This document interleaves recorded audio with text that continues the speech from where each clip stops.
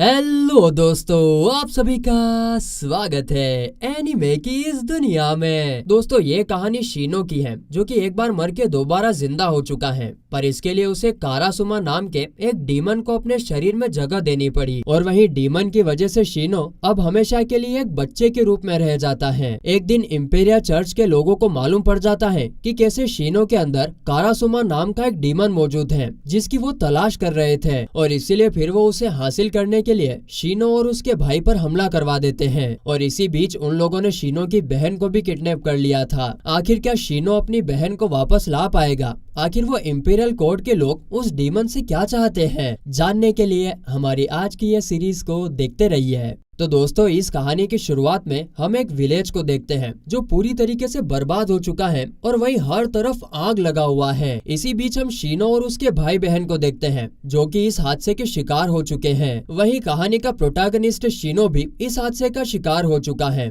वो इस बात से निराश है कि वो अपनी लाइफ में सब कुछ खो चुका है। वो इस कदर पड़ा हुआ था कि उसकी बहन हामाजी उसे उठाने की कोशिश कर रही थी। वहीं उसका भाई कोसुके भी बेहोश पड़ा हुआ था। इधर शीनो अपने लाइफ के आखिरी पलों को याद कर रहा था कि तभी वहाँ पर एक अनजान व्यक्ति आता है और वो शीनो को दोबारा जिंदा करने के लिए तैयार हो जाता है। मगर यहाँ पर वो कहता है कि कैसे इसके लिए उसे अपनी जिंदगी के साथ कुछ खिलवाड़ करना होगा। फिर इसी तरह कई साल बीत जाते हैं और हम शीनो को जंगल में मौज मस्ती करते हुए देखते हैं। यहाँ पर हम देखते हैं कि उसके बुलाने पर एक क्रो तक आ जाता है जिसका नाम कुरुसामे होता है। और शीनो देखता है कि उसके मुंह में कुछ अजीब सा क्रिएचर मौजूद था। वो इस क्रिएचर से छुटकारा पाने के बाद सीधे चर्च में आ जाता है। असल में हुआ ये कि उस हादसे के बाद शीनो अपने पूरे परिवार के साथ चर्च में रहने लगा था। आगे हम देखते हैं कि उसकी बहन हामाजी सभी के लिए कॉफी तैयार करती है। और इसी दौरान शीनो की नजरें अपने भाई को ढूंढ रही थी जो यहाँ से कहीं पर गायब था। असल में कोसुके पास ही के एक विलेज के एक घर में कुछ सामान देने गया हुआ था। वहीं पर हम केंटा नाम के एक लड़के को देखते हैं जिसे उसके पिता खतरनाक मार रहे थे क्योंकि केंटा ने पढ़ाई की जगह पर अपनी सभी किताबों को जला दिया था। अब ये बात उसके पिता को बिल्कुल पसंद नहीं आती। मगर जब कोसुके ने देखा कि केंटा काफी मुसीबत में है तब वो उसके पिता को रोक देता है। इसके बाद कोसुके यहाँ से वापस जब चर्च जा रहा था तभी केंटा उसके साथ जाने की जिद करता है और वो उसके साथ निकल भी पड़ता है। आगे फिर जब वो दोनों जंगल की ओर जा रहे थे तब हर कोई कोसुके को देखकर आपस में खुसफुस करने लगते हैं। असल में गाँव के सभी लोग उस हादसे से वाकिफ थे जहाँ कोसुके के गाँव में एक खतरनाक डिसीज की वजह से पूरा गाँव खत्म हो चुका था। गांव के सभी लोगों को लगता था कि शायद कोसुके और उसके भाई बहन भी उसी बीमारी का शिकार हो सकते हैं। खैर, लेकिन केंटा को विश्वास था कि कोसुके और उसके भाई बहन बिल्कुल अच्छे इंसान हैं। अब उसके बाद वो दोनों बातें करते हुए चर्च के लिए जाने लगते हैं, जहां इस बीच केंटा ने कोसुके को गलती से बता दिया कि कैसे उसने शीनो को जंगल में खेलते हुए देखा था। अब ये बात कोसुके को बिल्कुल अच्छी नहीं लगती क्योंकि वो किसी भी हालत में अपने भाई को उस जंगल में जाते हुए नहीं देख सकता था। यहाँ पर वो केंटा को भी सावधान रहने को कहता है और इसी के साथ वो उसे अपना एक लोकेट भी दे देता है जो उसे जंगल में मौजूद डार्कनेस से दूर रखने का काम कर सकती थी। और फिर इस तरह से वो दोनों चर्च में आ चुके थे जहाँ पर केंटा शीनो से अपनी गलती के लिए माफी मांग के यहाँ से निकल जाता है। जिसके बाद आगे हम देखते हैं कि कोसुके शीनो को लेक्चर देने लगता है, डांटने लगता है ताकि वो फिर से जंगल में जाने की गुस्ताखी ना करे। असल में बात ये थी कि जंगल में मौजूद डार्कनेस किसी के लिए भी अच्छी नहीं थी। वहीं दूसरी ओर केंटा जंगल से होते हुए वापस जा ही रहा होता है मगर तभी उसकी नजर शीनो पर जाती है जो कि असल में कुछ अजीब तरीके से बिहेव कर रहा था। यहाँ तक कि उसने लड़कियों का ड्रेस पहना हुआ था और वो केंटा को उसके करीब आने को कह रहा था। केंटा को जल्दी समझ में आ गया कि वो कोई शीनो नहीं बल्कि कुछ और है और इसीलिए वो वहाँ से निकल जाता है। जिसके बाद हम चर्च में मौजूद सभी लोगों को देखते हैं जो अब अपने सामने एक नई परेशानी का सामना करने वाले थे। इधर शीनो और कोसुके को भी मालूम पड़ जाता है कि कैसे इम्पेरिया के हेडक्वार्टर की नजर कारासुमे पर पड़ चुकी है और इसीलिए अब वो उसे हथियाने के लिए कभी भी यहाँ पर आ सकते थे। लेकिन ये इम्पीरियल हेडक्वार्टर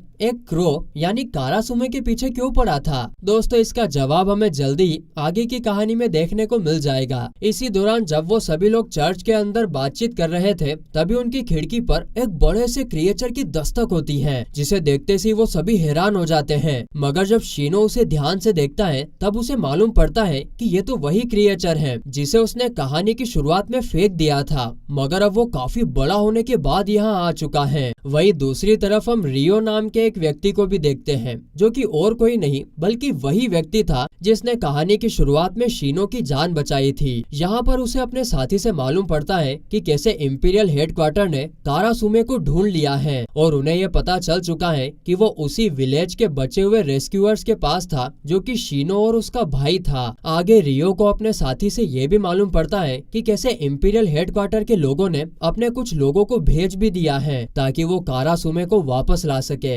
इसके बाद हम अगले दिन शीनो और उसके भाई बहन को देखते हैं, जो कि आराम से ब्रेकफास्ट कर रहे थे। तभी चर्च के बाहर कुछ डीमन आ जाते हैं, जिसे खुद इंपीरियल हेडक्वार्टर ने भेजा था ताकि वो कारासुमे को हासिल कर सके। अब इस हमले को देखकर शीनो और बाकी लोग बाहर आ जाते हैं, जहाँ पर वो डीमंस ये देखकर हैरान हो जाते हैं कि कैसे शीनो के पास कारासुमे की पावर मौजूद थी। वहीं वो ये भी देखते हैं कि उसके भाई के अंदर भी एक वोल्फ डीमन मौजूद था, जिससे तो वो और भी ज्यादा एक्साइटेड हो जाते हैं। आगे फिर फाइट के शुरू होने से पहले ही शीनो ने अपने कारासुमे को समन कर दिया, जिसके बाद हम उसके हाथों से उसी क्रो को बाहर निकलते हुए देखते हैं, जिससे साफ जाहिर था कि यह क्रो एक खास तरह का डीमन था। आगे फिर शीनो अपने क्रो की मदद से उन डीमन के बैरियर को तोड़ देता है, जिससे वो सभी ऑन द स्पॉट खत्म हो जाते हैं। फिर सभी का काम तमाम करने के बाद वो सभी घर के अंदर वापस आ जाते हैं और उसी वक्त हम केंटा को देखते हैं, जो उन सभी के पास आके हाल ही में एक व्यक्ति के खोने की बात शेयर करता है। असल में उसके हिसाब से जंगल में मौजूद एक मॉन्स्टर ने विलेज के लोगों को एक एक करके मारना चालू कर दिया था। वहीं इधर हामाजी ने ये सारी बातें सुनने के बाद यह किस्सा फादर से शेयर करने के लिए चली जाती है। अपनी सारी बातें कहने के बाद केंटा शीनो से पूछता है कि क्या वो कल रात जंगल में मौजूद था। यहाँ पर शीनो का जवाब भले ही ना में था, मगर वो समझ चुका था कि केंटा ने जो कुछ देखा था वो कोई भूत नहीं बल्कि एक मॉन्स्टर ही था। और अब फिर इसी चीज को मद्देनजर रखते हुए वो केंटा को दोबारा से जंगल में आने से मना कर दिया जाता है। पर यह बात केंटा को बिल्कुल पसंद नहीं आती है, और ऐसा इसलिए क्योंकि वो इसी जंगल के जरिए यहाँ आया करता था ताकि वो कोसुके के साथ मिलकर चर्च में काम कर सके।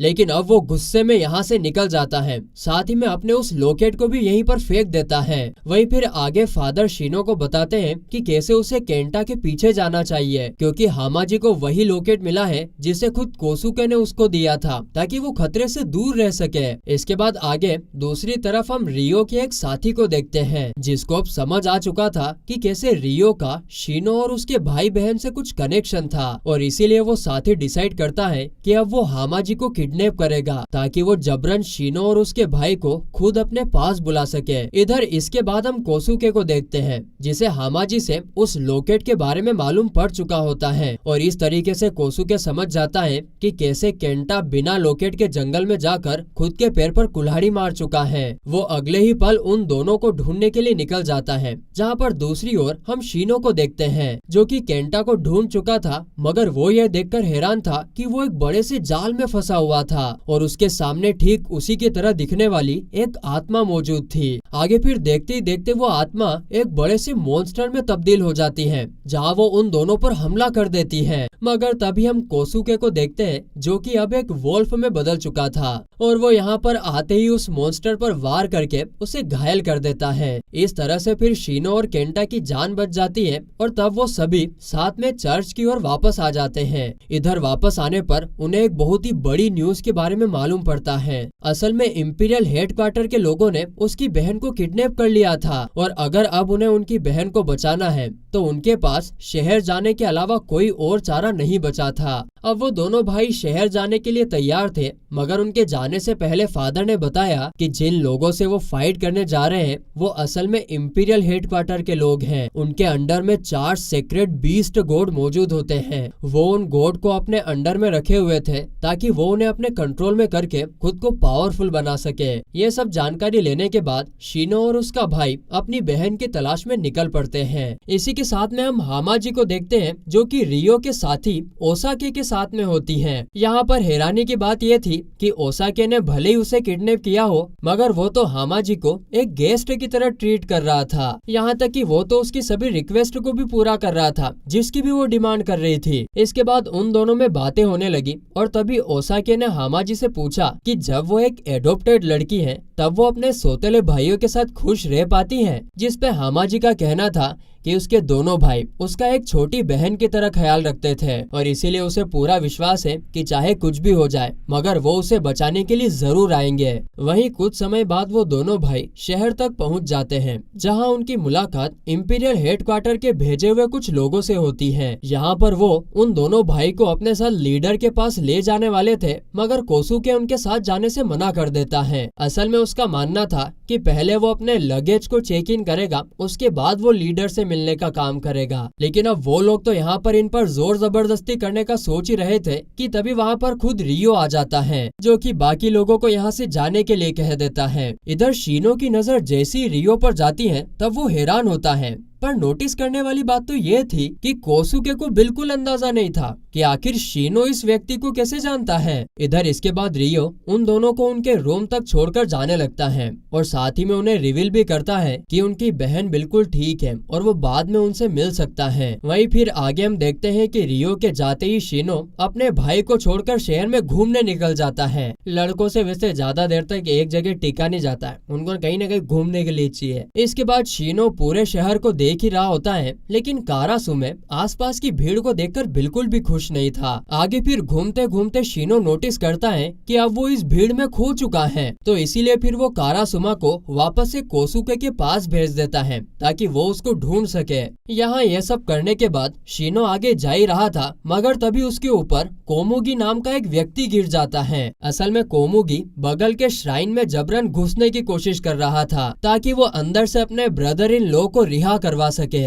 जब उसकी यह बात श्राइन के लोगों को पता चली तो श्राइन के लोग उसे मना कर देते हैं, क्योंकि वो लोग किसी इंसान को नहीं बल्कि डीमन को कैद करते हैं। वहीं उसके ब्रदर इन लॉ की बात करें तो वो अब एक इंसान की बजाय डीमन बन चुका है और इसीलिए वो चाहकर भी उस डीमन को रिहा नहीं कर सकते। वहीं जब श्राइन के लोग उसको धक्का मारकर भेज रहे थे तभी वहाँ पर कोमुगी के पिता आ जाते हैं और वो श्राइन वालों से माफी मांगकर यहाँ से निकल जाते हैं। इधर इसी के साथ उसके पिता ने शीनो को देखा जो कि जमीन पर पड़ा हुआ था और हम देखते हैं कि उन्हें शीनो की बहुत ज्यादा फिक्र हो रही थी। इसके बाद कोमुगी का भी ध्यान उसके ऊपर जाता है और वो उसके शरीर पे निशान को देखकर काफी हैरान होता है। और फिर कुछ देर बाद हम उन दोनों को रेस्टोरेंट में देखते हैं, जहाँ कोमुगी उसे सभी चीजें खाने को दे रहा था ताकि वो इसके जरिए शीनो से कुछ सवाल कर सके। लेकिन जब तक कोमुगी कुछ जानकारी हासिल कर पाता तब तक वहाँ पर कारासुमा आ जाता है, जिसे देखकर कोमुगी एकदम हैरान हो जाता है और उसकी हैरानी तो तब बढ़ जाती है जब वहाँ पर कोसुकी अपने वोल्फ फॉर्म में आ जाता है। अब कोमुगी को समझ नहीं आता कि आखिर एक बच्चे के साथ दो जानवर क्या कर रहे थे। वहीं रात के समय हम सेरान नाम के एक मोंक को देखते हैं जो श्राइन के हेड के सामने मौजूद होता है। इधर हेड को इस बात से गुस्सा था कि जब गेनपाची में कोई भी इविल डीमन नहीं मौजूद है तब उन्होंने उसे कैद क्यों किया हुआ है। अब इस बात पर जवाब देते हुए सेरान ने बताया कि अगर वो गेनपाची को इसी तरीके से रिहा कर देंगे तब इंसानों के लिए बिल्कुल भी ठीक साबित नहीं होगा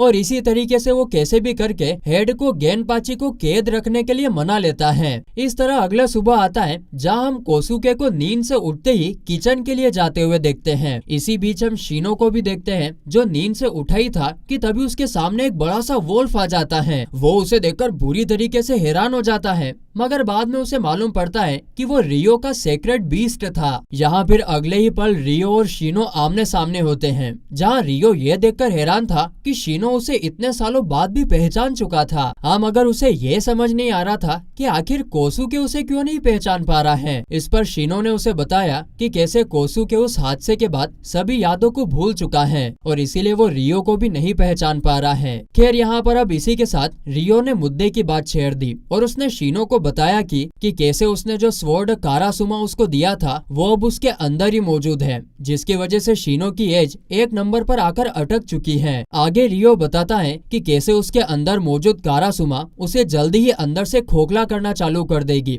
और फिर उसकी मृत्यु हो जाएगी। एक तरह से रियो उसे आने वाले खतरे से सावधान करना चाहता था, मगर शीनो को इस चीज से बिल्कुल भी फर्क नहीं पड़ता। इसी तरीके से बातें करते करते फिर जब वो दोनों एक दूसरे के सामने खुद के बीस्ट को शोकेस कर रहे थे, तभी वहाँ पर कोसुके आ जाता है और उनकी ये फाइट बीच में ही रुक जाती है। इसके बाद फिर वो सभी साथ में बातें करने लगते हैं और इस दौरान शीनो रियो की बेइज्जती करने से यहाँ से निकल जाता है। जिसके बाद कोसुके खुद रियो से बात करके ये जानना चाहता था कि आखिर वो उसे किस तरह जानता है, लेकिन इस पर उसे कोई जवाब मिलता नहीं है। इसके बाद हम कोमुगी को देखते हैं जो अपने पिता के साथ मौजूद था। यहाँ हमें मालूम पड़ता है कि आखिर वो किस तरह अपनी बहन नुई के लिए गेनपाची को रिलीज करवाना चाहते हैं। इधर पिता अब खुद चर्च में जाकर गेनपाची के लिए रिक्वेस्ट करने का सोच चुके थे और इसीलिए वो कोमुगी को बिल्कुल शांत होने को कह देते हैं। इसके बाद हम फिर से दूसरी तरफ हामाजी को देखते हैं जो कि ओसाके के साथ में मौजूद थी और इधर बातों ही बातों में हामाजी को मालूम पड़ता है कि कैसे ओसाके के माता पिता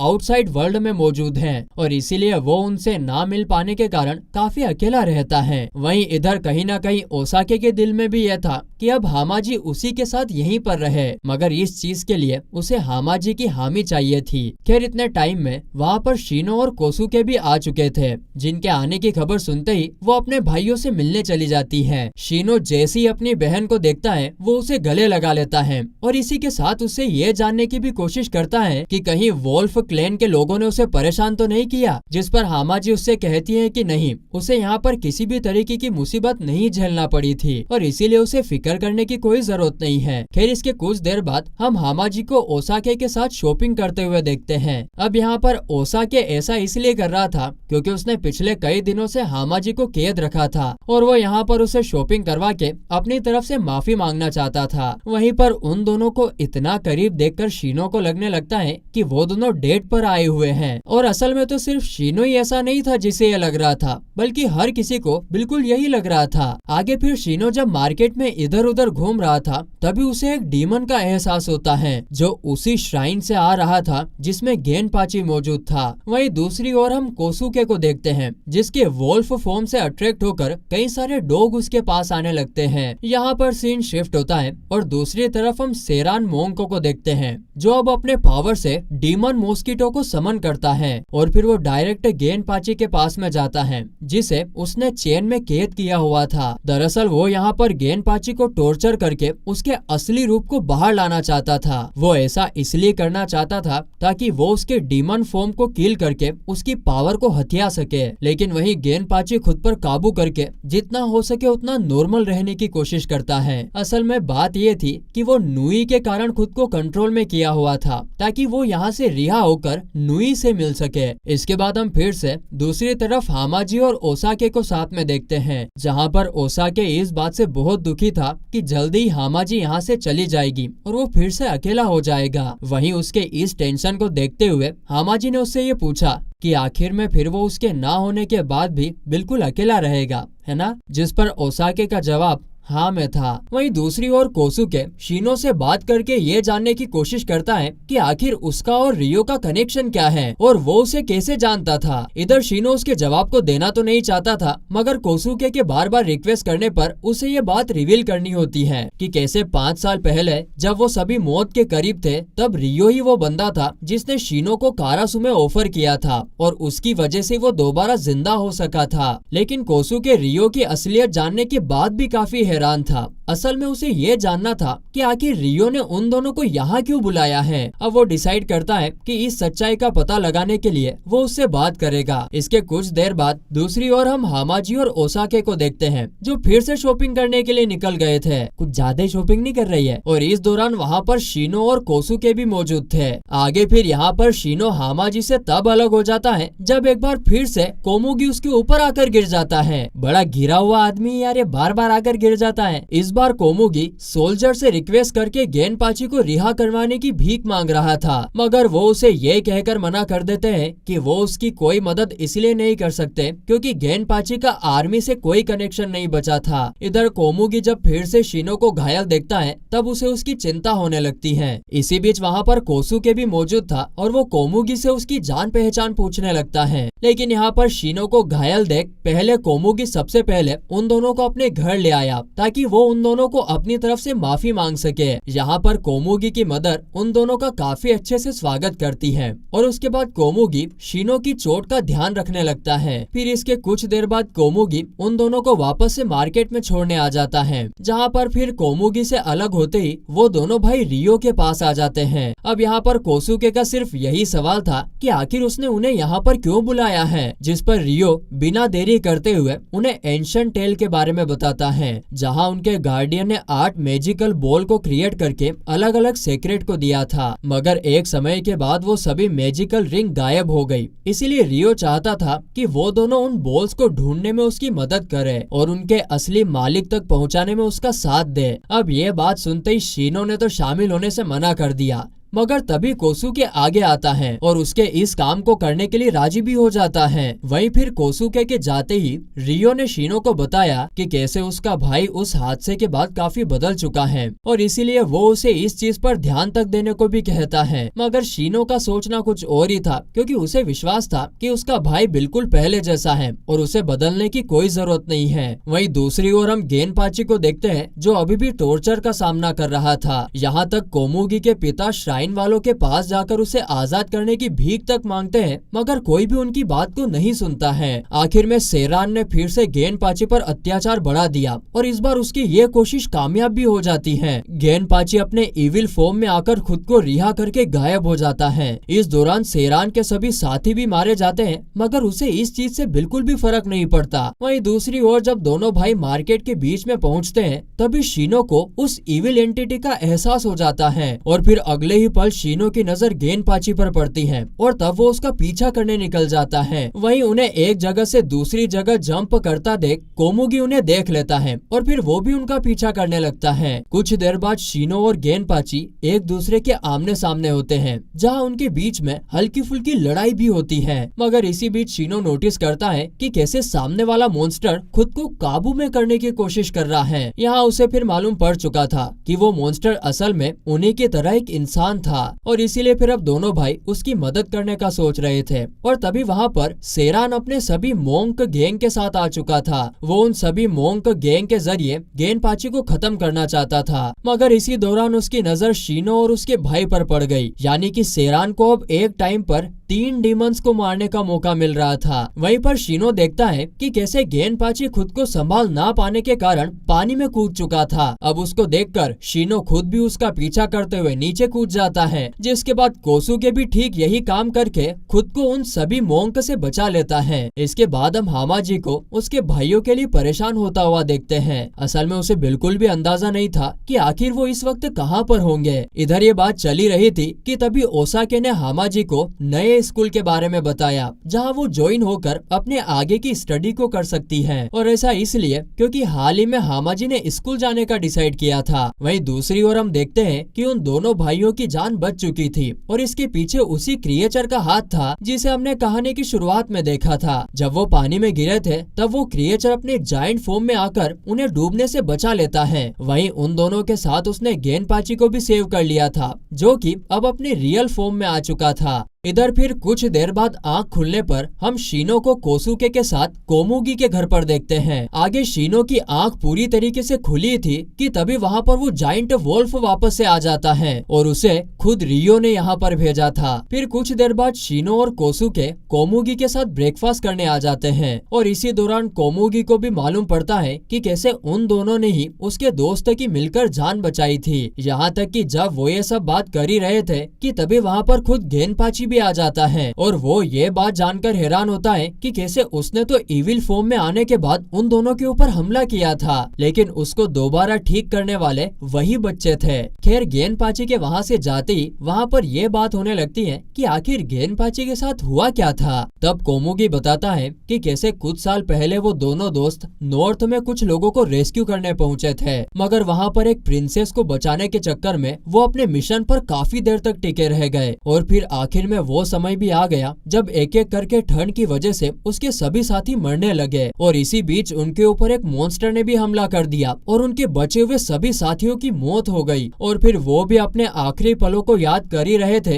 कि तभी उनकी मदद के लिए चर्च की तरफ से रियो आ जाता है। वो उनकी जान बचाने के साथ साथ प्रिंसेस की भी जान बचा लेता है। आगे फिर जब वो दोनों वापस घर आते हैं तब उन्हें मालूम पड़ा कि कैसे कोमुगी की बहन नुई ने खुद की जान ले ली है। अब नुई की मौत के सदमे में गेनपाची काफी दुखी हो जाता है और कई बार खुद की जान लेने की भी कोशिश करता है, मगर वो ये देखकर हैरान हो जाता कि उसकी चोट हर बार खुद से ही सही हो जा रही थी। वहीं इधर शीनो को तो ये बात समझ नहीं आ रही थी कि जब रियो ने बड़ी आसानी से ही प्रिंसेस को बचा लिया था तब उन्होंने शुरू में ही उसे मिशन पर क्यों नहीं भेज दिया, जिस पर कोमुगी उन्हें बताता है कि आर्मी वाले कभी भी चर्च से मदद नहीं लेना चाहते थे, इसीलिए उन्हें खुद इस मिशन पर जाना पड़ा। यहाँ पर अब कोमुगी की सारी जानकारी पाने के बाद शीनो ने भी बताया कि वो यहाँ पर क्यों आए हैं। उसने बताया कि कैसे चर्च के लोग उसके कारासुमा के पीछे पड़े हुए हैं, जिसकी वजह से उसे यहाँ आना पड़ा। तो वहीं दूसरी ओर ओसाके रियो से ये जानने की कोशिश करता है कि आखिर चर्च के लोग गेनपाची और शीनो पर हमला क्यों करना चाहते हैं। इधर ओसाके को बिल्कुल एहसास नहीं था कि रियो को सब कुछ पहले से ही पता है। वहीं दूसरी ओर इसी दौरान गेनपाची की कोमुगी से बात होती है, जहां वो रिवील करता है कि वो नुई के मरने के बाद भी इसीलिए यहाँ पर वापस आया क्योंकि वो कोमुगी और उसके पिता को अपने परिवार की तरह मानता है, जो कि हर वक्त उसके आने का इंतजार कर रहे थे। खैर जब वो दोनों बात कर ही रहे थे कि तभी हम उसी मॉस्किटो को देखते हैं जिसे असल में सेरान ने भेजा था ताकि वो उसका पता लगा सके। कुछ देर बाद सेरान को उनके लोकेशन का मालूम पड़ चुका था और इसीलिए वो अपने पूरे साथियों के साथ शीनो और बाकी लोगों पर हमला करने के लिए निकल पड़ता है। इसके बाद दूसरी तरफ हम हामाजी और ओसाके को देखते हैं जो अब नए स्कूल की डिटेल लेने के बाद वापस घर जा रहे होते हैं, मगर तभी एक छोटा सा मॉस्किटो हामाजी के ऊपर हमला करके उसे नुकसान पहुंचा देता है। अब ये बात ओसाके को बिल्कुल अच्छी नहीं लगती और यहाँ तक उसे ये भी पता था कि इस चीज के पीछे किसका हाथ हो सकता है और इसीलिए वो उससे बदला लेने के लिए निकल जाता है। वहीं दूसरी ओर शीनो और गेनपाची साथ मिलकर बातें कर रहे होते हैं, लेकिन तभी उन्हें मालूम पड़ता है कि कैसे ढेर सारे मोंक ने उन्हें चारों तरफ से घेर लिया था और तो और वो तो उनके घर पर आग भी लगा देते हैं। इधर अगले ही पल सेरान भी उन सभी के सामने आ जाता है और वो आते ही गेनपाची को एक ऐसी बात बताता है जिससे वो फिर से इविल में बदल जाता है। उसने बताया कि कैसे नुई खुद नहीं चाहती थी कि गेनपाची कभी भी जंग से वापस आए और ऐसा इसलिए क्योंकि वो भले ही उससे शादी करने वाली थी, मगर जंग के दौरान वो किसी और से प्रेग्नेंट हो चुकी थी। जब उसे मालूम पड़ा कि गेनपाची जिंदा है और वो वापस आने वाला है तब उसे खुद पर बहुत ज्यादा रिग्रेट हुआ और तब उसने अपनी जान ले ली। अब मोंक के कारण गेनपाची फिर से इविल बन चुका था, मगर इस बार वो गुस्से में सेरान पर ही हमला कर देता है, जिसके बाद तो वो अपनी जान बचाकर यहाँ से भागने लगता है, मगर तभी उसके सामने ओसाके आ जाता है और वो यहाँ पर हामाजी का बदला लेने आया था। यहाँ पर उन दोनों की बातों से हमें ये भी मालूम पड़ता है कि सेरान और ओसाके असल में भाई थे, मगर यहाँ पर ओसाके अपने खून के रिश्ते को भी भूलते हुए अपने भाई को उसके किए की सजा सुना देता है। वहीं पर आगे शीनो देखता है कि आग की वजह से काफी दिक्कतें होने लगी थी, इसीलिए शीनो ने कारासुमे का इस्तेमाल करके बारिश को समन कर दिया, जिससे वो आग पल भर में ही बुझ जाती है। और उसके कुछ देर बाद हम गेनपाची को देखते हैं जो कि अब अपने रियल फॉर्म में वापस आ चुका था और तभी कोमुगी उसे रिवील करता है कि वो पहले से ही सब कुछ जानता था, मगर वो ये बिल्कुल नहीं चाहता था कि उसकी बहन की वजह से उसे कोई दिक्कत हो और इसीलिए उसने ये बात उससे छुपा कर रखी हुई थी। इसके बाद सीन शिफ्ट होता है और हम शीनो को देखते हैं जो कि हॉल के दूसरे कोने में जा रहा होता है, मगर तभी वहाँ पर उसके पास रियो आ जाता है और वो उसे वहाँ जाने से मना कर देता है। उसने बताया कि कैसे एक कोने में स्नेक गॉड रहते हैं जो किसी अनजान के आने पर उसे मार देते हैं और इसीलिए उसे वहाँ जाने की जरूरत नहीं करनी चाहिए।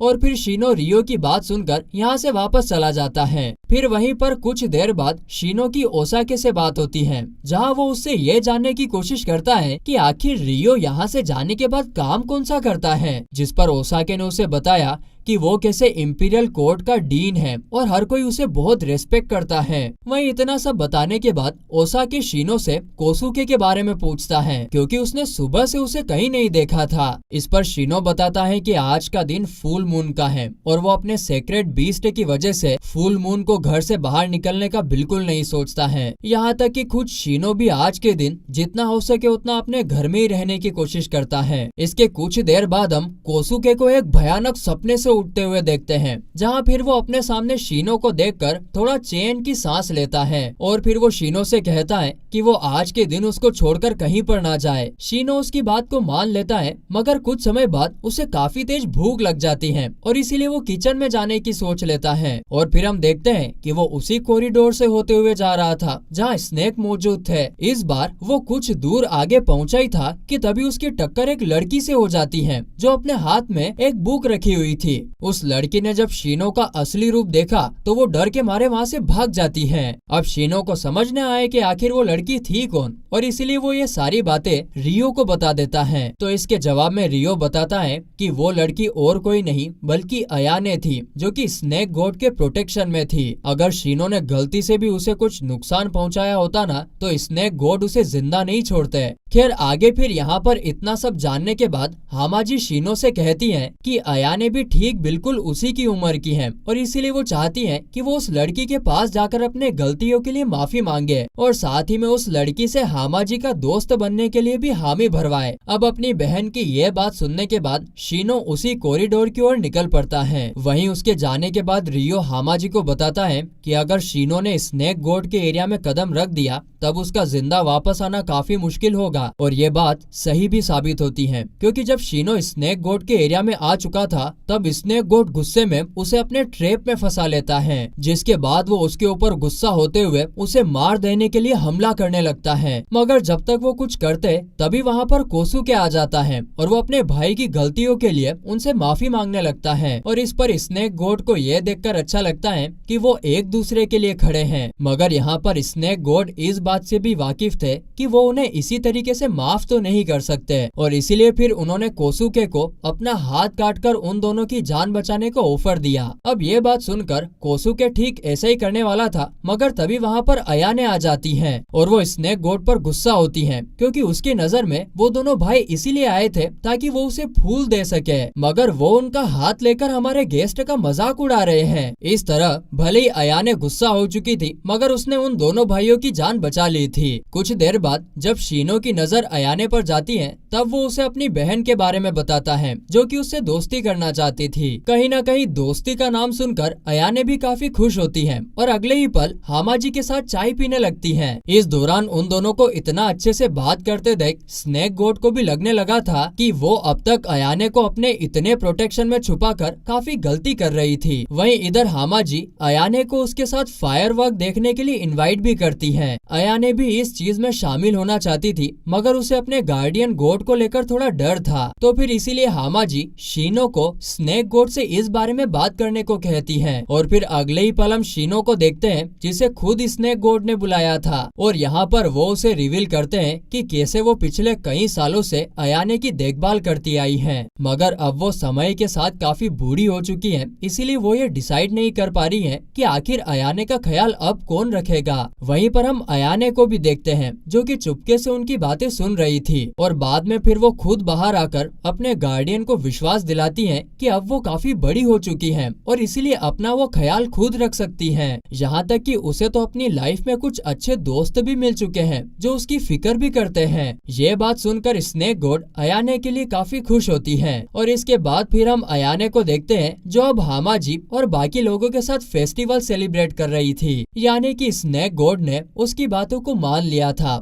और वो उसे अपनी लाइफ को अपने हिसाब से जीने देने वाली थी। यहाँ पर सीन शिफ्ट होता है और फिर अगले दिन जब रियो की शीनो से मुलाकात होती है तब रियो ने शीनो को एक न्यूज़पेपर दिखाया जिसमें उसी गांव के बारे में लिखा था जहाँ पर कुछ साल पहले एक डिजीज की वजह से पूरे गांव की तबाही हो चुकी थी, मगर उसके बावजूद भी सिर्फ 5 लोग ऐसे बचे थे जो वहाँ से जिंदा वापस आ चुके थे। यहाँ पर शीनो को ये भी मालूम पड़ता है कि वो डिजीज हूबहू उसी डिजीज की तरह थी जो उसके गाँव में फैली थी। इस तरह फिर इतना सब सुनने के बाद शीनो के दिमाग में उस गाँव को विजिट करने का बनता है। वहीं दूसरी ओर हम कुछ म्यूजिशियन इंडियन गर्ल्स को देखते हैं जो उसी गांव में इंटर करती हैं। उन सभी के साथ एक लड़का भी मौजूद होता है जिसका नाम ओसा केन होता है। अब यहाँ पर ओसा केन के लाइफ में कुछ गलत हुआ था जिसकी जानकारी हमें आगे कहानी में देखने को मिलेगा। इसके फिर कुछ देर बाद कोसुके शीनो को ढूंढते हुए रियो के पास आता है और वो उससे अपने भाई के बारे में जानकारी लेता है। इधर रियो को समझ में आ जाता है कि शीनो शायद उसी विलेज के लिए निकल गया होगा और इसीलिए फिर वो कोसुके को सारी बात बता देता है और उसे जल्दी से उसे वापस लाने को कहता है, वरना उसकी जिंदगी को खतरा हो सकता था। वहीं दूसरी तरफ हम देखते हैं कि रियो का शीनो के लिए वो सोचना बिल्कुल सही था, क्योंकि शीनो उस गांव के लिए निकल चुका था और वो बीच में जंगल से होते हुए जाने लगता है। वो कुछ दूर आगे पहुंचा ही था कि तभी उसका पैर फिसल जाता है और वो नीचे आके बेहोश हो जाता है। कुछ देर बाद जब उसकी आंख खुलती है तब वो अपनी हालत को देखकर हैरान होता है, मगर उसे सबसे ज्यादा हैरानी तो इस बात की हुई कि कैसे उसने अपने भाई के सोल स्टोन को गायब कर दिया था। अब उसके पास उस सोल स्टोन को ढूंढने के अलावा कोई चारा नहीं बचा था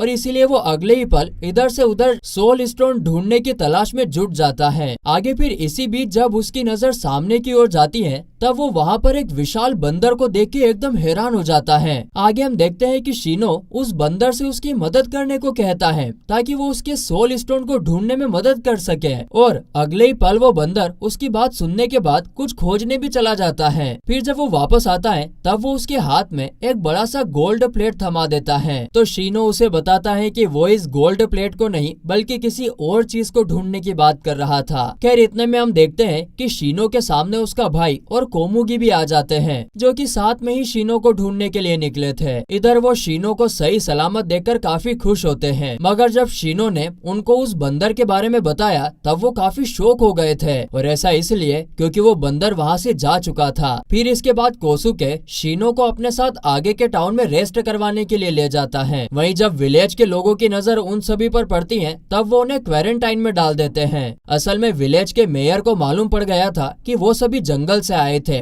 और उनके अंदर डिजीज हो सकती थी और इसीलिए वो उन्हें कैद कर लेते हैं। कुछ देर बाद हम सेकी नाम की एक डॉक्टर को देखते हैं जिन्हें अपने कलीग जियोजो से मालूम पड़ता है कि कैसे उनके कैद में कुछ लोग क्वारंटाइन हुए हैं। वहीं ये वाली खबर अब उस म्यूजिकल गर्ल और असाकेन को भी मालूम पड़ चुकी थी। फिर कुछ देर बाद सेकी और जियोजो उन लोगों को चेक करने के लिए आते हैं और यहाँ पर कोमुगी जियोजो को देखकर एकदम हैरान हो जाता है क्योंकि वो उसके साथ आर्मी में पहले काम कर चुका था। खैर यहाँ पर इतना सब होने के बाद सेकी ने शीनो और बाकी सभी लोगों को बताया कि कैसे वो उन सभी का चेकअप करने वाली थी ताकि वो पता लगा सके कि कहीं उनके शरीर में कोई डिजीज तो नहीं है। इसी बीच असाकेन खिड़की से ये सब कुछ देख रहा था और जब उसकी नजर कोसुके पर जाती है तब वो हैरान हो जाता है। असल में वो उस बंदे को ढूंढ चुका था जिसके पीछे वो कई सालों से इंतजार कर रहा था। इधर सेकी ने शीनो और बाकी लोगों को कैद से बाहर कर दिया था क्योंकि वो लोग बिल्कुल सेफ थे, जिसके बाद फिर वो उन्हें पास के चर्च में ही रहने के लिए जगह दे देती है। इसी बीच हम देखते हैं कि शीनो मौके का फायदा उठाकर यहाँ से सोल स्टोन के तलाश में निकलने लगता है और ये बात कोसुके को भी मालूम पड़ जाती है। कोसुके उसे कहीं भी जाने से मना करता है पर शीनो ने यह ठान लिया था कि वो कैसे भी करके अपने भाई के सोल स्टोन को तो ढूंढ के निकालेगा। फिर कुछ दूर आगे जाने के बाद शीनो की टक्कर असाकेन से होती है जहाँ वो उससे ये जानने की कोशिश करता है कि आखिर वो सभी इस विलेज में कब तक रुकने वाले हैं, जिस पर शीनो उसे सारी बात बता देता है। आखिर में फिर शीनो के जाने के बाद हम कोसुके को देखते हैं जो कि अब सेकी से बात करने के लिए आता है और यहाँ पर उसको मालूम पड़ता है कि कैसे जंगल में शीनो की किस्मत अच्छी थी क्योंकि वो जिस मंकी बीस्ट से मिलके आया था उसने कई लोगों की जान ली थी, पर क्योंकि उसके दिल में बच्चों को लेकर सॉफ्ट कॉर्नर था इसलिए उसने शीनो को कल कोई नुकसान नहीं पहुंचाया। वहीं इसके बाद हम जियोजो को देखते हैं जिसे वही गोल्ड प्लेट मिल चुका था जिसे शीनो सेल में ही भूल गया था।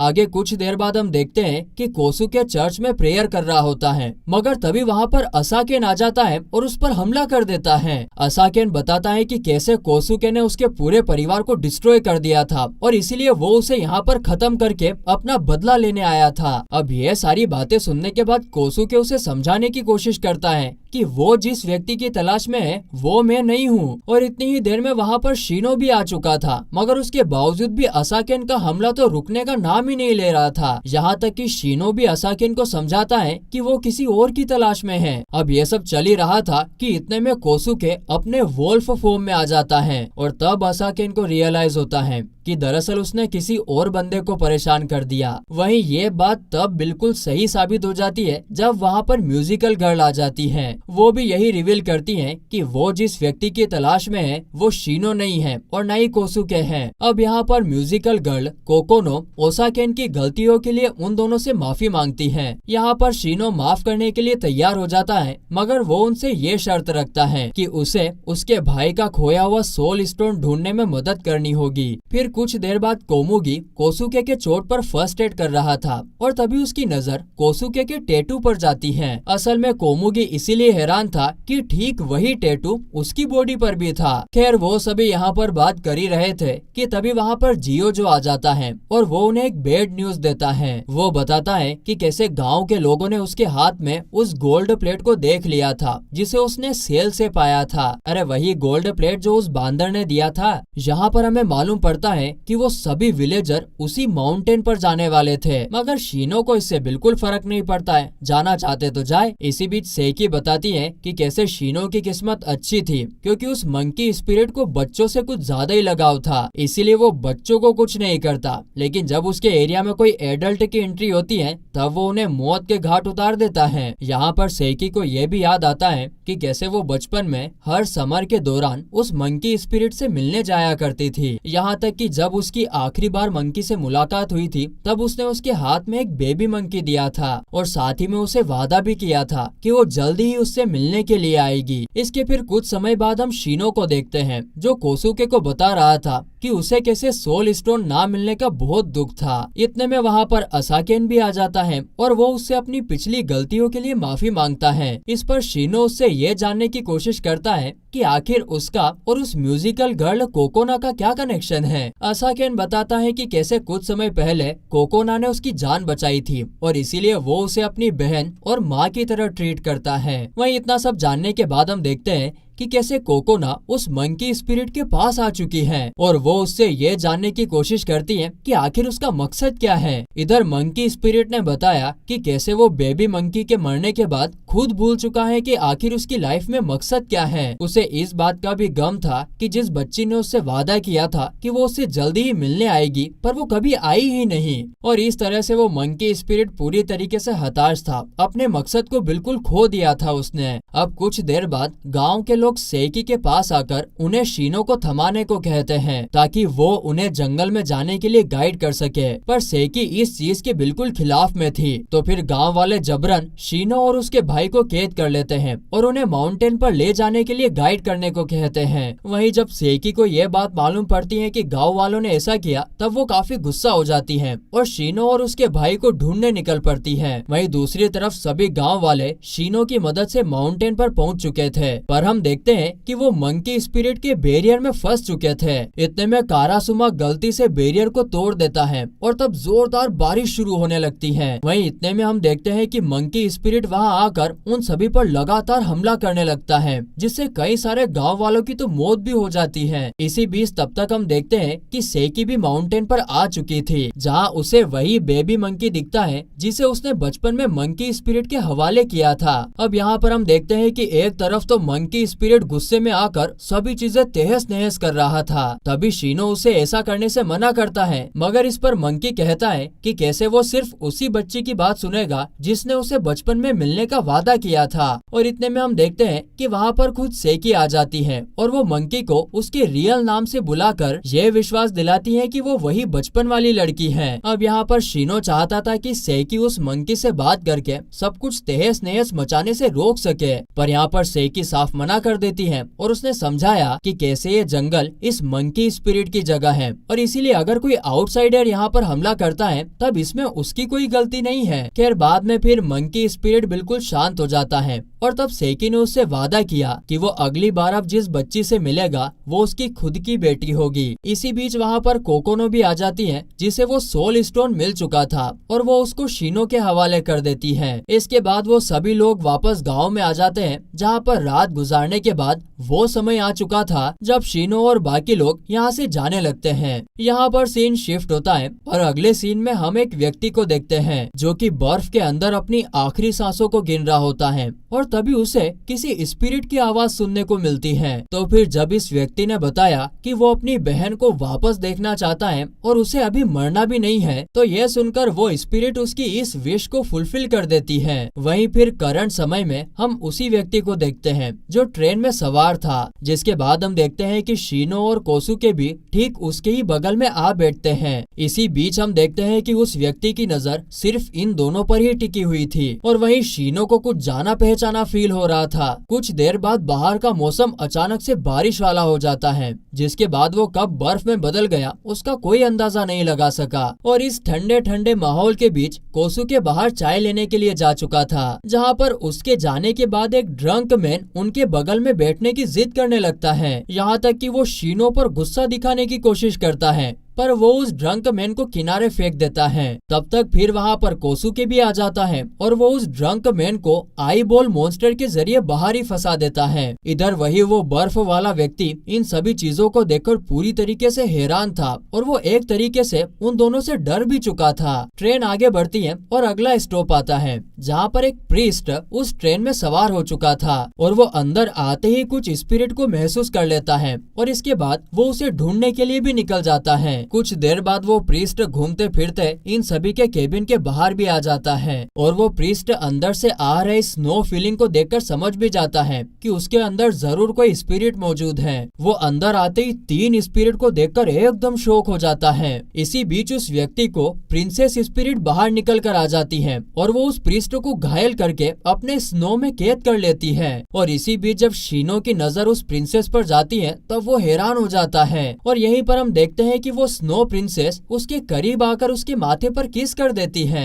यहाँ पर वही बर्फ वाला व्यक्ति ये जानकर हैरान होता है कि शीनो और प्रिंसेस एक दूसरे को पहले से ही जानते थे। असल में बात यह है कि जब शीनो जंगल में जाया करता था तब वो प्रिंसेस उसके पास आकर सिंगिंग किया करती थी। आगे फिर वो व्यक्ति शीनो को ये रिवील करता है कि कैसे वो प्रिंसेस हमेशा उसके ऊपर चिपकी रहती है और इसीलिए अब वो उससे पीछा छुड़ाना चाहता है। इसकी वजह से वो व्यक्ति ना ही कोई गर्लफ्रेंड बना पा रहा था और हर वक्त उसके हाथ ठंडे रहते हैं, जिससे हर कोई उससे हैरान हो जाता है। मगर यहाँ शीनो उसकी मदद करने से इनकार कर देता है क्योंकि उसे मालूम पड़ चुका था कि कैसे प्रिंसेस स्नो ने उस व्यक्ति की जान बचाई थी और अगर वो उसका साथ छोड़ती है तब उस व्यक्ति की मौत भी हो सकती है। लेकिन इतना सब सुनने के बाद भी वो व्यक्ति उससे पीछा छुड़ाने की बात करता है, जिस पर शीनो उसे ये बताने वाला था कि आखिर प्रिंसेस स्नो ने उसे जिंदा बचाने के लिए अपनी सबसे अनमोल चीज की कुर्बानी दी थी। लेकिन जब तक शीनो उसे इस बारे में बता पाता तब तक प्रिंसेस स्नो उसे कुछ भी कहने से मना कर देती है और इस तरीके से उस व्यक्ति को ये बात समझ आ चुका था कि वो प्रिंसेस स्नो के बारे में कुछ और ही समझ रहा था। वहीं फिर कुछ देर बाद शीनो और कोसुके अपनी मंजिल पर पहुंच चुके थे और इसलिए वो यहाँ से जाने लगते हैं। वहीं पर वो व्यक्ति प्रिंसेस स्नो के साथ उन्हें जाने से पहले ग्रीट करता है। इसके बाद हम देखते हैं कि कोसुके शीनो से ये जानने की कोशिश करता है कि आखिर वो कौन सी अनमोल चीज थी जिसे प्रिंसेस ने कुर्बान करी थी। तब शीनो उसे बताता है कि प्रिंसेस स्नो ने उस व्यक्ति की जान बचाने के लिए अपनी मधुर आवाज की कुर्बानी दी थी और अब वो कभी भी उसकी मधुर आवाज वाली सिंगिंग को नहीं सुन सकता है।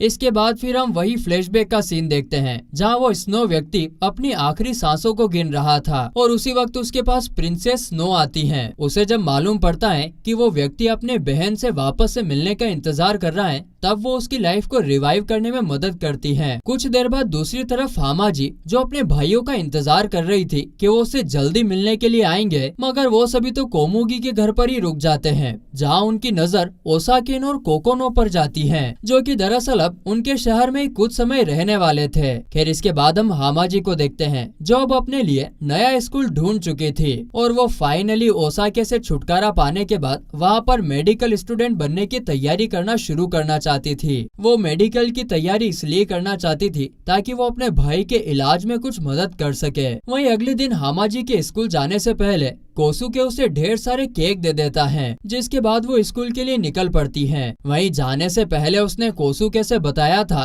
कि वो शीनो से कुछ बुक्स उसके स्कूल में डिलीवर करवाना चाहती है। ये बात सुनकर वो सभी हैरान थे क्योंकि हामाजी गर्ल्स स्कूल में जा रही थी जहाँ लड़कों का आना मना था, पर हामाजी जानती थी कि शीनो बिल्कुल उसकी छोटी बहन की तरह दिखता है, इसीलिए उसके स्कूल में आने में कोई भी दिक्कत नहीं होगी। इस तरह फिर रात का समय आ चुका था जहाँ शीनो उन बुक्स के साथ साथ हामाजी के स्कूल में आ चुका था। हाँ, वो बात अलग थी कि उसके साथ कोसुके भी मौजूद था, मगर फिर वो खुद अंदर जाने के बजाय शीनो को बुक्स के साथ अंदर भेज देता है। इसी दौरान हम हामाजी को उसके नए रूममेट सुजू के साथ देखते हैं, जो कि जल्दी कुछ समय में एक दूसरे के अच्छे दोस्त भी बन जाते हैं। इतने में हामाजी की नजर कारासुमे पर जाती है, जो उसके विंडो पर आकर शीनो के बारे में बता रहा था, जो कि बाहर उसका इंतजार कर रहा है। फिर इसके कुछ देर बाद हामाजी अपने भाई से मिलने चली जाती है, जहाँ वो बुक्स एक्सचेंज करते हैं। जिसके बाद शीनो वहाँ से जाने वाला था, मगर तभी बीच रास्ते में उसे कुछ अजीब सा महसूस होता है और वो एक अजीब सी चीज देखकर ट्रॉमेटाइज हो जाता है। अगले दिन हर कोई ये देखकर हैरान था कि कैसे शीनो कल के हादसे के बाद बिल्कुल ही परेशान हो चुका है। वहीं जब उन लोगों ने उससे ये जानने की कोशिश करी कि आखिर उसने कल के दिन क्या चीज देखी थी,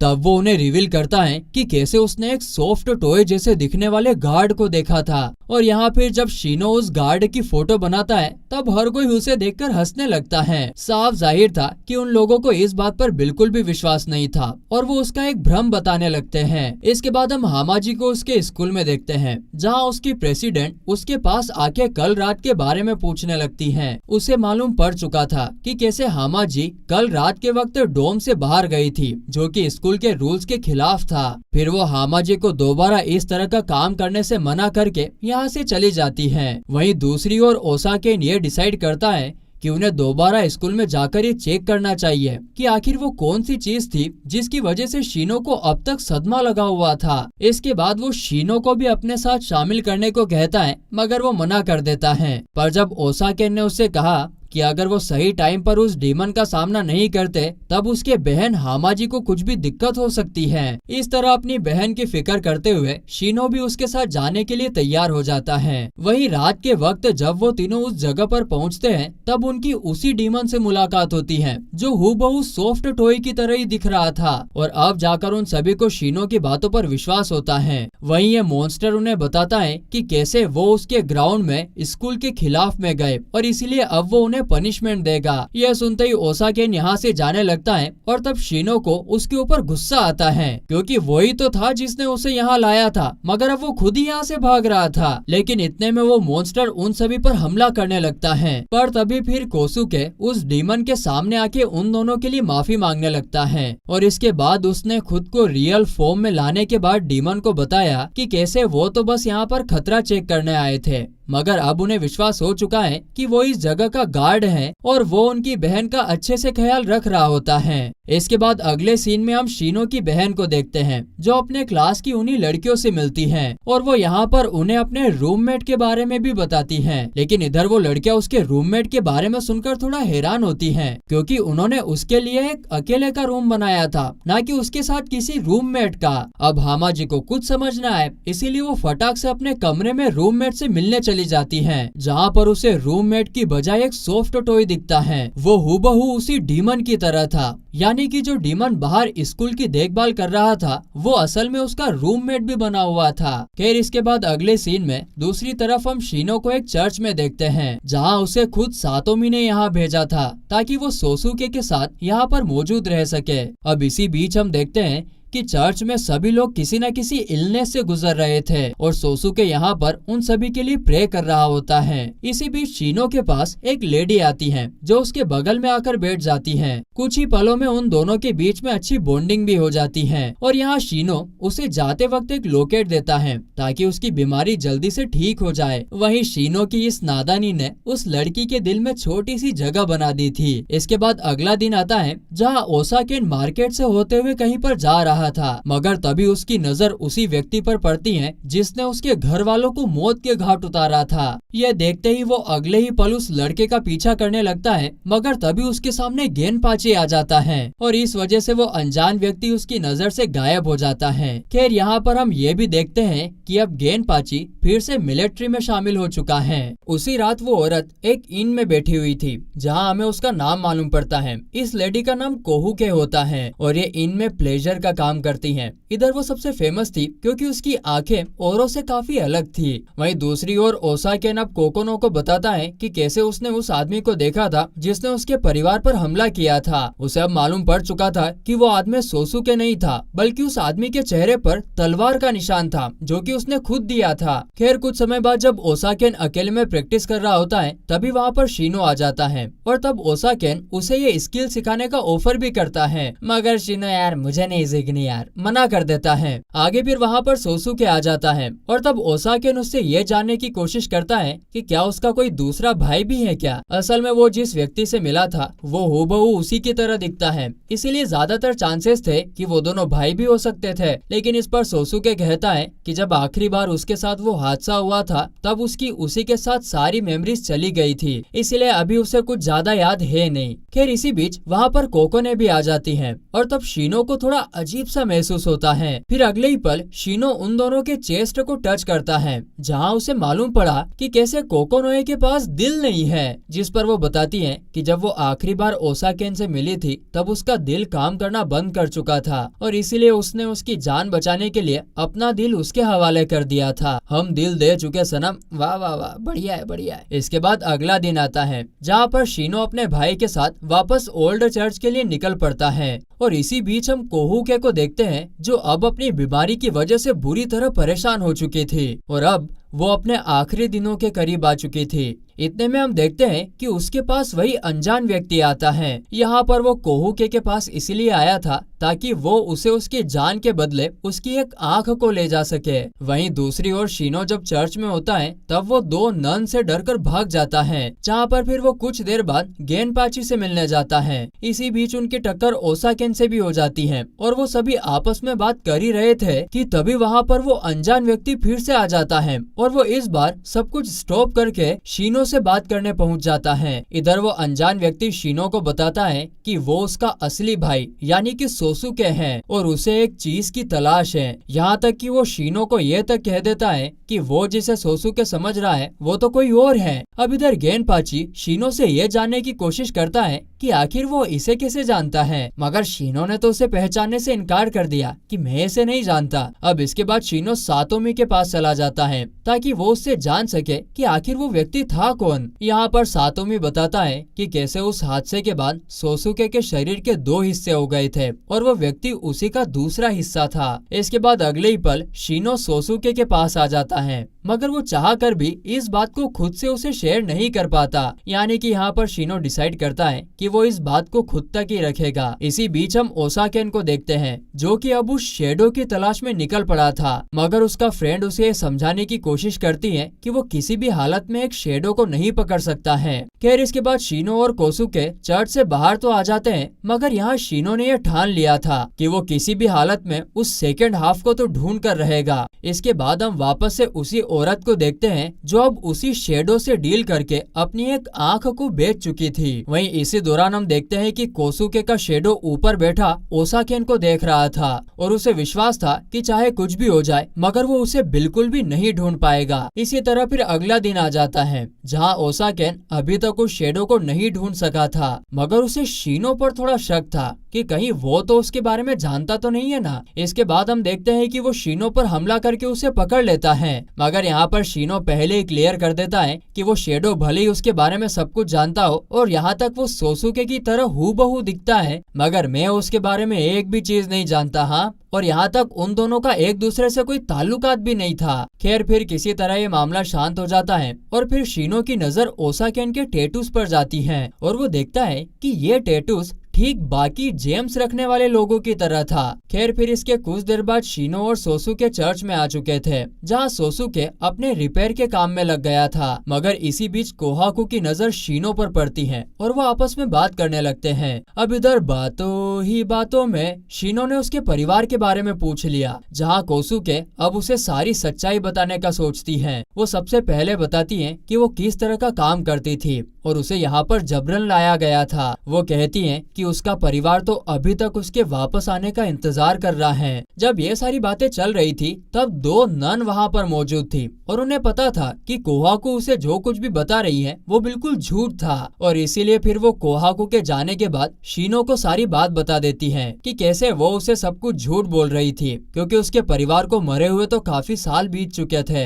असल में कुछ साल पहले कोहाकू के विलेज पर कुछ बैंडिट ने हमला किया था और उन्होंने उसके परिवार को मारने के बाद उसे यहाँ पर ले आए थे। इसके फिर कुछ देर बाद हम कोहाकू के फेवरेट कस्टमर को देखते हैं जो उससे मिलने के लिए आया हुआ था। ये कस्टमर असल में इसी इन का ओनर था और वो कहीं ना कहीं कोहाकू से काफी प्यार भी करता था। वहीं दूसरी ओर जब शीनो और सोसुके काम करके थक चुके थे तभी वहाँ पर सातोमी आता है और वो शीनो को पार्सल देके यहाँ से जाने का सोच रहा था। इतने में हम वापस से उसी कस्टमर को देखते हैं जो यहाँ से गुजर रहा था और वो ये देखता है कि कैसे शीनो और सातोमी में काफी अच्छी बातचीत चल रही है और फिर वो सातोमी के जाने के बाद खुद शीनो से जानने की कोशिश करता है कि क्या वो सातोमी का जानने वाला है, जहाँ शीनो ने बताया कि कैसे वो उसका गार्डियन है और कुछ नहीं। खैर इतना सब जानने के बाद वो व्यक्ति शीनो को अपने साथ कोहाकू से मिलने के लिए कह देता है और शीनो इस चीज के लिए मान जाता है। फिर कुछ देर बाद शीनो उस व्यक्ति के साथ उसी ब्रोथेल में पहुंच जाता है जहां कोहाकू काम करती थी। इधर जब कोहाकू की नजर शीनो के ऊपर जाती है तब वो उस व्यक्ति पर गुस्सा हो जाती है, मगर यहाँ उस कस्टमर ने बताया कि कैसे उसने यहाँ पर शीनो को इसलिए लाया है ताकि वो उसके जरिए सातोमी को कोहाकू के पास ले आए और उससे माफी दिलवा सके। असल में जब उन बैंडिट ने कोहाकू के परिवार पर हमला किया था तब सातोमी टाइम पर जाकर उनकी जान बचा सकता था, मगर उसने ऐसा कुछ किया ही नहीं और इसीलिए उस कस्टमर ने यह सब किया ताकि वो सातोमी से कोहाकू के लिए सॉरी दिलवा सके। लेकिन ये चीज कोहाकू को बिल्कुल पसंद नहीं आती, इसीलिए वो शीनो को यहाँ से ले जाने का सोच लेती है, मगर इसी हाथापाई के बीच में एक गोली चल जाती है जो सीधे शीनो के गले में जाकर लग जाती है। ये देखते से कोहाकू काफी हैरान हो जाती है, पर यहाँ सबसे ज्यादा हैरानी की बात तो ये थी कि कारासुमे अब शीनो के बॉडी पार्ट को पूरी तरीके से कवर कर लेता है और उसके बाद वो उस व्यक्ति को खुद खा जाता है। इतना सब होने के बाद भी शीनो की काफी हालत खराब थी और इतने में गेनपाची को यहाँ पर भेज दिया जाता है, जहाँ वो शीनो को इस हालत में देखकर फटाक से यहाँ से ले जाने लगता है। हाँ, वो बात अलग थी कि इतने में सातोमी को अपने स्पिरिट से शीनो के बारे में मालूम पड़ गया था और वो अगले ही पल गेनपाची के सामने आ जाता है और यहाँ से वो शीनो को संभाल कर शीनो के घर पर ले आता है। इसके बाद सोसुके को भी शीनो के बारे में मालूम पड़ जाता है और वो भी उसे देखने के लिए यहाँ तक आ जाता है। यहाँ पर सब लोग देखते हैं कि कैसे शीनो की हालत काफी खराब थी और उसके पूरे शरीर पर कारासुमे ने कब्जा कर दिया था। और यहाँ पर हैरानी की बात तो ये थी कि खुद मारासुमे ही शीनो की बॉडी को ठीक कर रहा था। इधर फिर जब उन सभी को लगा कि शीनो के बचने के तो ना के बराबर चांसेस है, तब शीनो अचानक से उठ जाता है और तब वो सबसे पहले अपना पेट भरने का सोच लेता है। यहाँ पर हैरानी की बात ये थी कि इतना सब कुछ हुआ था मगर शीनो को चुटकी भर भी डर नहीं लग रहा था। अब ये चीज सोसुके को बिल्कुल पसंद नहीं आती और इसीलिए वो उसे थप्पड़ मारकर सही कर देता है और फिर इसके बाद गुस्से में सोसुके यहाँ से निकल जाता है। इसके बाद हम सातोमी को देखते हैं जो शीनो को रिवील करता है कि कैसे उसकी स्पिरिट ने आसपास बाउंड्री बना दी है और इसीलिए वो चाहकर भी यहाँ से बाहर नहीं जा सकता है। खैर इसके बाद दूसरी तरफ सोसुके चर्च में पहुँच जाता है जहाँ उसे कोहाकू दिखती है जो यहाँ पर पहले से ही मौजूद थी और वो शीनो के लिए प्रे कर रही होती है। तो यहाँ पर सोसुके उसे बता देता है कि कैसे शीनो अब पहले से ठीक है और उसे ज्यादा परेशान होने की जरूरत नहीं है। बस इतना सुनने के बाद कोहाकू यहाँ से जाने लगती है और तभी वो दोनों नन उसके अंदर के ओरा को फील कर लेते हैं। इधर उन्होंने सोसुके को बताया कि कैसे उसे कोहाकू से दूर रहने की जरूरत है क्योंकि उसने अपने सोल को काफी पहले ही बेच दिया है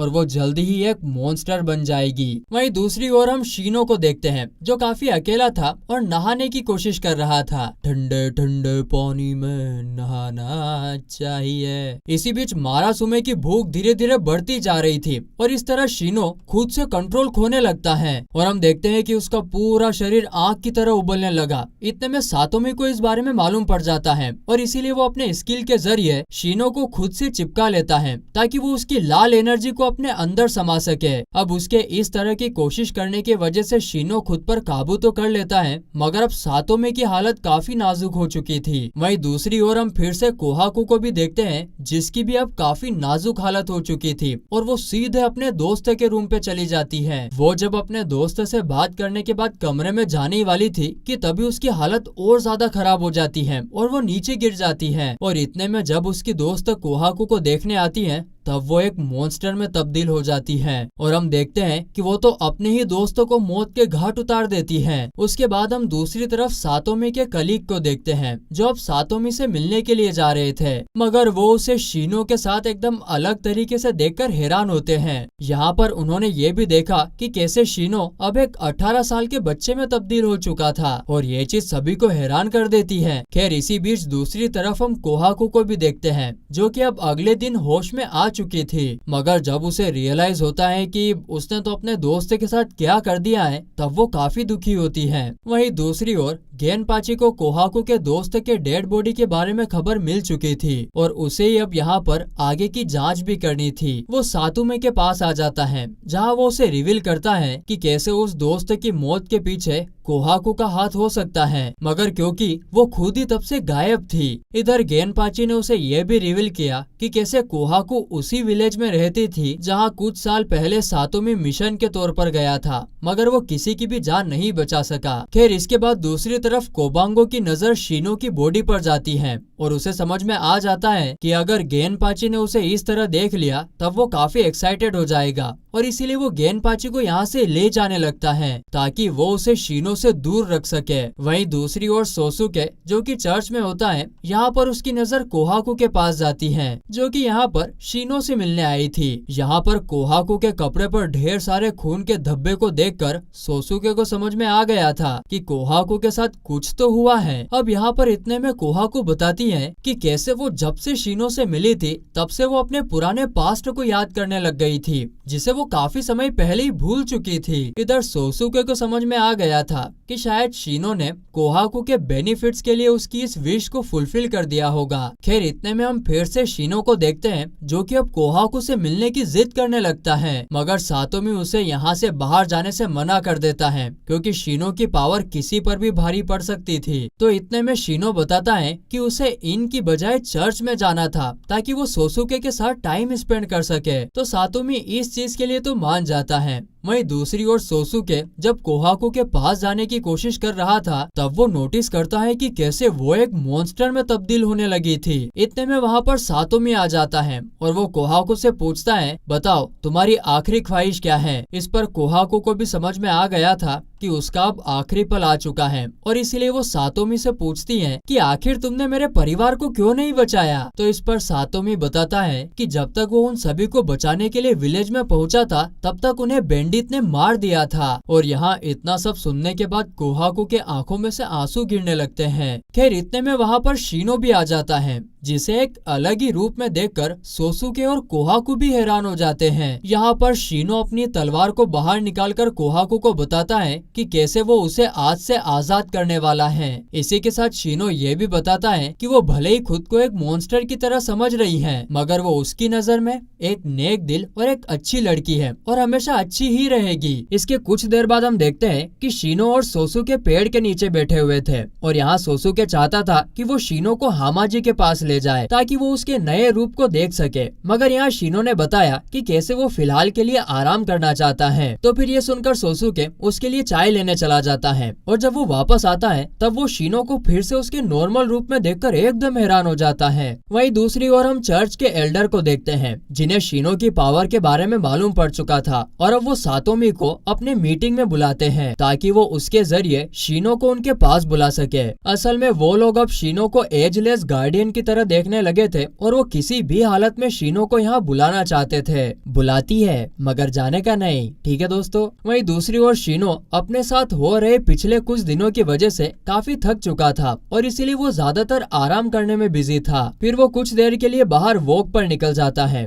पर उसे इस बात का बिल्कुल भी अंदाजा नहीं था कि उसकी सोसुके के शेडो के साथ टक्कर हो जाएगी। यहाँ वो शेडो शीनो को रिवील करता है कि कैसे वो सोसुके का ही पार्ट है, मगर वो उसका असली भाई है और उसके साथ वाला वो सोसुके वो तो फेक सोसुके है। यहाँ पर शेडो शीनो को विश्वास दिलाने के लिए उसकी बचपन का एक मोमेंट भी बताता है जो कि सिर्फ उन दोनों को ही मालूम पड़ सकता था। अब यह सुनने के बाद शीनो काफी हैरान होता है और इसी बीच शेडो शीनो को गले लगा लेता है और इसी के साथ वो उसके जेब में हाथ डाल देता है और ये चीज शीनो भी नोटिस नहीं कर पाता है। खैर इसके बाद वो शेडो तो यहाँ से निकल जाता है और फिर हम शीनो को देखते हैं जो थोड़ा दूर चलने के बाद उसके साथ वाले सोसुके से टकरा जाता है। अब यहाँ पर शीनो के दिल में ये बात थी कि क्या इस वाले सोसुके को वो बचपन वाली मोमेंट याद होगी या नहीं, और फिर यही डाउट के साथ जब उसने ये बात सोसुके से पूछी तब वो उसे सारी बातें बता देता है और बस ये सुनने के बाद तो शीनो की आंखों में से आंसू आ जाते हैं और वो काफी इमोशनल भी हो जाता है। और अब इतना सब होने के बाद शीनो को रियलाइज हो गया था कि वो शेडो असल में उसके फीलिंग के साथ खेलना चाहता था। अब इसके बाद ये दोनों साथ में घर पहुंच जाते हैं जहां उन्हें मालूम पड़ता है कि कैसे कुछ लोग चर्च से यहाँ आए थे ताकि वो शीनो को अपने साथ ले जा सके, मगर वो उसे यहाँ पर मिला ही नहीं था, इसीलिए वो वापस चले गए। यहाँ पर शीनो और सोसुके को समझ आ गया था कि ठीक पिछली बार की तरह अगर चर्च वाले को शीनो नहीं मिलता है तब वो उनकी बहन हामाजी को किडनैप कर लेंगे। वहीं पर दूसरी ओर हम हामाजी को देखते हैं जो पहले से चर्च के हेडक्वार्टर में लाई जा चुकी है। अब यहाँ पर हैरानी की बात यह थी कि हामाजी के चर्च में होने वाली बात शीनो और सोसुके को मालूम पड़ चुकी थी और इसीलिए वो अगले ही पल वहाँ पर पहुँच जाते हैं। वहाँ पहुँचने के बाद शीनो देखता है कि कैसे चर्च के चारों तरफ बैरियर्स लगा हुआ था, तो इसीलिए फिर शीनो कारासुमे का इस्तेमाल करके उस बैरियर को तोड़ देता है और वो उसी के साथ अंदर आ जाता है। इधर दूसरी ओर बैरियर टूटने की वजह से शीनो के आने की खबर हामाजी को मालूम पड़ जाती है और यहाँ इसी के साथ उसे ये भी मालूम पड़ा कि कैसे चर्च में लिलित नाम की एक डिवाइन गर्ल थी जो कि चर्च में घुसने वाले लोगों को सबक सिखाने का काम किया करती थी। वहीं दूसरी ओर शीनो अब चर्च में घुस चुका था और यहाँ उसकी लिलित से टक्कर हो जाती है। पर यहाँ पर हम देखते हैं कि शीनो कैसे भी करके खुद को लिलित के कब्जे से बाहर निकालने में कामयाब भी हो जाता है और उसके बाद वो यहाँ से बचते बचाते सीधे सातोमी से टकरा जाता है। अब इधर सातोमी तो इस बात से हैरान था कि आखिर कैसे शीनो ने खुद को लिलित से बिना चोट खाए ही बचा लिया था और ये सच में काफी बड़ी बात थी। फिर इसके कुछ देर बाद लिलित सातोमी के पास आ जाती है जहाँ वो उससे यह जानने की कोशिश करती है कि क्या उसने किसी बच्चे को देखा है, पर यहाँ सातोमी इससे साफ इनकार कर देता है और उसे रिवील कर देता है कि कैसे उसने किसी भी बच्चे को नहीं देखा है। फिर इस तरह लिलित यहाँ से निकल जाती है और तभी हमें मालूम पड़ता है कि कैसे सातोमी ने शीनो को अपने पास छुपा के रखा हुआ था। खैर फिर इसी के साथ शीनो अब हामाजी को यहाँ से ले जाने में कामयाब हो जाता है। यहाँ पर सीन शिफ्ट होता है और फिर हम रात का समय देखते हैं जहाँ पर वो सभी लोग साथ मिलकर सभी सोल बॉल को गिन रहे होते हैं, मगर यहाँ पर शीनो देखता है कि कैसे उसने अपने दोनों बॉल को खो दिया है और तभी उसे रियलाइज होता है कि जब लास्ट टाइम शेडो ने उसे गले लगाया था तो उसी वक्त उसने उसके सोल बॉल को चुरा लिया होगा। और इसी चोरी के साथ मेरे प्यारे दोस्तों एनिमे लवर ये सीरीज यहीं पर खत्म होती है।